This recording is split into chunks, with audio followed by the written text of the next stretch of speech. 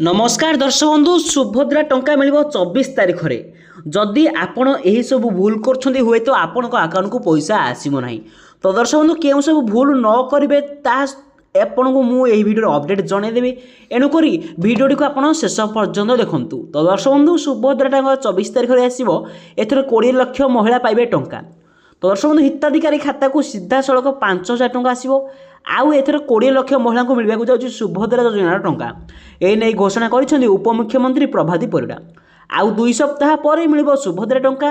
आसंता नवेम्बर 24 तारीख में सुभद्रा टंकार प्रथम किस्ती तृतीय पर्यायर टंका प्रदान करने बोली से उपमुख्यमंत्री प्रभाती परिड़ा घोषणा देइछन्ति।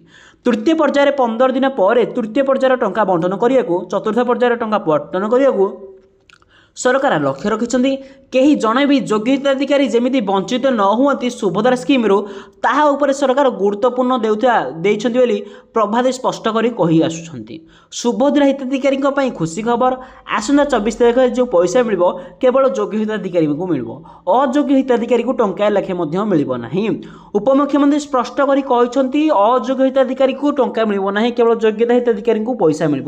जदि आप अयोग्य हिताधिकारी होते तेज आपण अकाउंट को पैसाटी आसो ना। जदि आपण अकाउंट को प्रथम किस्तिर प्रथम पर्याय कि द्वितीय पर्यायर पैसा आसनी ताहले आपण को निहाती भाव में तृतीय पर्यायर किस्तिर टंकार पैसा मिल जदि न मिल चतुर्थ पर्यायर आपण अकाउंट को पैसाटी निहाती भाव में आसो। तो दर्शक बंधु निहाती आमको कमेंट कर जनातु जे आपण सुभद्रा योजनार किस्तिर टंका ए पर्यंत पाइछन्ति ना पाई नाहंती ता सहित केते तम किस्तिर टंका आप पाइबा चाहते। तो दर्शक बंधु सुभद्रा योजनार लाटेस्ट न्यूज अपडेट सर्वप्रथम आम चैनल माध्यम जानापी आम चैनल को सब्सक्राइब कर पाखे बेल आइकन को ऑल कर रखिंतु जहाँद्वारा प्रत्येक दिन सुभद्रा योजनार लाटेस्ट न्यूज अपडेट मुझे आम चैनल माध्यम जनइबी। तो दर्शक बंधु भिडियो ए पर्यंत देखि धन्यवाद।